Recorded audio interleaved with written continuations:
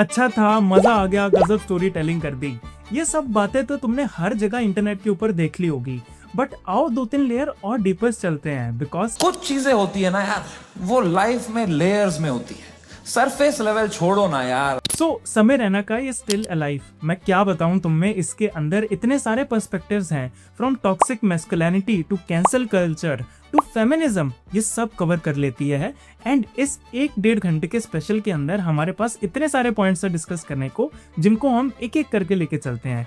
So let's analyse the philosophy of समय रैनाज still alive. तो video के शुरू होते ही ना ये एक थप्पड़ की तरह हमारे ऊपर क्वेश्चन फेंक के मारती है जब ये बात करती है कैंसल कल्चर के बारे में। समय रैना ये क्वेश्चन पूछता है, वो बोले हम कभी नहीं देखेंगे इनका podcast, that is the punishment that is fair, right? ये होना चाहिए ना, है ना?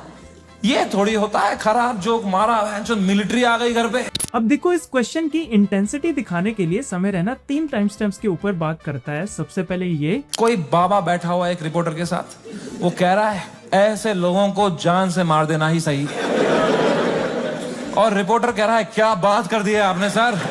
देन दिस, इसमें गांजा है, जोक्स तो नहीं है ना इसमें। एंड देन दिस, बलराज के माँ बाप who are in their 70s, उनकी कोई गलती नहीं, they just run that comedy club जहां हम शूट करते थे। अंदर वो जवान पुलिस वालों के पैरों में गिरे हुए थे कि सर प्लीज हमें जाने तो, हमने कुछ नहीं किया है। And that is the very core of cancel culture. जब हम कैंसल कल्चर की बात करते हैं, where do we draw the line, कि भाई अगर मैं ऑफेंड हो रहा हूँ किसी आदमी से तो ये चीज करना सही है बट ये चीज करना गलत है। क्या पैरामीटर्स के ऊपर हम जज कर सकते हैं कि कोई बंदा किसी की भावनाओं के ऊपर ठेस पहुंचा रहा है तो उसके साथ क्या सलूक होना चाहिए?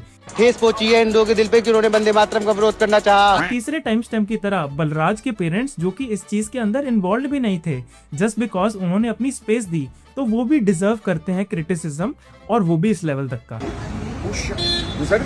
जी सर, आज ये हमें बहुत इंटरेस्टिंग चीज बताता है हमारे इंटरनेट आउटरीच कल्चर के बारे में, जहाँ पे चीजें सिर्फ तभी सर्कुलेट होती है जब वहाँ पे एक्सट्रीम ओपिनियंस के बारे में बात हो रही हो। बट इसका डीपर इनसाइट पता क्या है? यहाँ पे 3 चीजें बहुत इंपॉर्टेंट होती है। सबसे पहला, इंटेंट, क्या बंदा जेन्युइनली हार्म कर रहा था। नंबर 2, इम्पैक्ट, लोगों को कितना हर्ट हुआ। या फिर नंबर 3, इंटरप्रिटेशन। कैंसल कल्चर ये पहले 2 पॉइंट्स को इग्नोर करके सीधा तीसरे वाले के ऊपर डीप डाइव करने की कोशिश करता है, क्योंकि लॉजिक तो हम साइड में उठा के फेंक दे रहे हैं। इंटरनेट पे गाली का नेचुरल एंड पॉइंट निकल के आता है, डिस्ट्रॉय हिम, साले को बम से उड़ा दूंगा एक बार हाथ में आ जाए तो। But then the interesting question is, क्या उस बंदे को डिस्ट्रॉय करना है या फिर वो जो आइडियोलॉजी वो बंदा प्रोपेगेट कर रहा है उसको? बिकॉज हर कोई इंटरनेट के ऊपर अपना एक कैरेक्टर प्ले करता है। समय रैना ने भी ये बात करी थी, मैंने भी ये बात करी थी। तो जब हम कहते हैं कि सामने वाले बंदे को हम डिस्ट्रॉय कर देंगे, उसकी आइडियोलॉजी गलत है, उसकी सोच गलत है, are we referring here the Bruce Wayne और द बैटमैन? क्या जब बैटमैन जस्टिस देता है तो आइडियोलॉजिकली बैटमैन को as a symbol of justice देखा जाता है या फिर ब्रूस वेन को? कल को कोई चीज गलत होती है, क्या हम ब्रूस वेन के पीछे जाएंगे या फिर बैटमैन के पीछे? क्योंकि दोनों ही अपने आप में एक different layer of character development लेके आते हैं।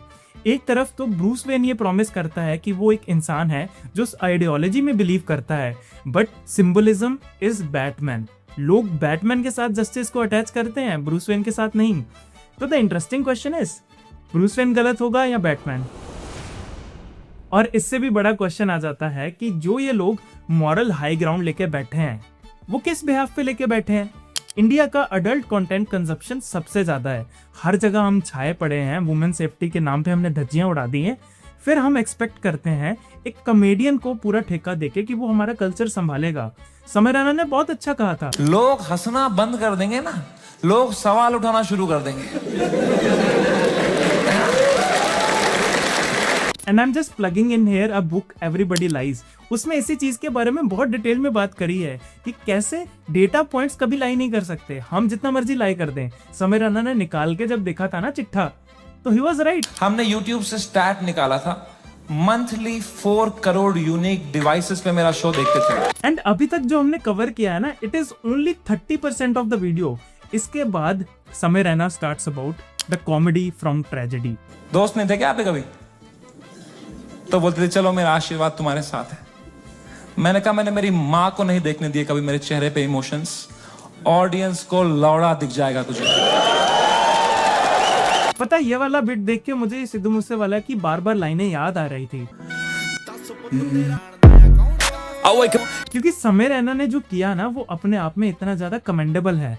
आई पर्सनली एक्सपीरियंस 30 स्ट्राइक्स, और मुझे पता है कि मेरी क्या हालत थी जब मेरा एक चैनल जा रहा था और यहाँ पे एक आईपी जो उसने क्रिएट करी, उसके कारण सारी दुनिया उसको पागल ठहरा रही है, उसको बुरा भला बोल रही है, उसके पेरेंट्स को डेथ थ्रेट्स जा रहे हैं। क्योंकि हर पंचलाइन के साथ मैं सोच रहा था कि यहाँ पे भी क्वेश्चन पूछा जा सकता है, ये अपने आप में फिलोसफिकली मैं इसको पूरा स्ट्रेच कर सकता हूँ। फॉर एग्जाम्पल, जब हम फेमिनिज्म की बात करते हैं तो सबसे पहला क्वेश्चन आता है कि क्या पुरानी किसी कंट्रोवर्सी के कारण अगर बंदा इंप्रूव होने की कोशिश करता है, क्या हम उसे हिपोक्रेट बोलेंगे या फिर नहीं। बेसिकली समय रैना के केस में भी अगर तुम एक तरफ कुशा कपिला को रखोगे और दूसरी तरफ तुम रेबेल किड को रखोगे, दोनों का परसेप्शन ऑफ समय Raina might be very different. So the question again comes, क्या चीज डिफाइन करता है तुम्हारा फेमिनिस्ट होना? क्या ये डिफाइन करता है कि तुम्हारी पूरी सोशल हिस्ट्री के दौरान तुम एक पर्टिकुलर आइडियोलॉजी को हमेशा सपोर्ट करो नो मैटर व्हाट, या फिर तुम ओवर टाइम इवॉल्व करो टू समथिंग जो लोग जानना चाहते हैं कि फेमिनिज्म का ये मीनिंग होता है, या फिर तीसरा कि तुम्हारे लिए फेमिनिज्म एग्जिस्ट ही नहीं करता। बाकी यही फेमिनिज्म का आइडिया अगर हम थोड़ा स्ट्रेच करते जाए ना, तो समय रैना मर्दों के ऊपर भी आके लैंड किया कि मर्दों को कंसोल करना ही नहीं आता है। अब यहाँ पे भी दो पर्सपेक्टिव्स हो सकते हैं। इंटरनेट पे तुम्हें दो जुट आपस में हमेशा लड़ते हुए दिख जाएंगे।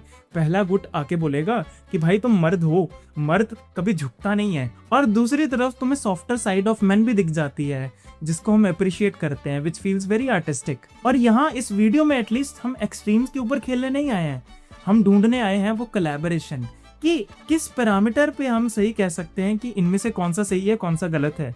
क्या वो मर्द जो अपने आप को एकदम बैटल के लिए रेडी कर रहा है, हर रोज उठ के जिम जा रहा है, हर रोज उसके बाद काम पे जा रहा है, फिर आके अपनी हर चीज मैनेज कर रहा है, and he believes it very confidently कि मेरे लिए विल पावर हो गई, जो नीचा ने कॉन्सेप्ट दिया था ना उबरमेंच का, I want to be that.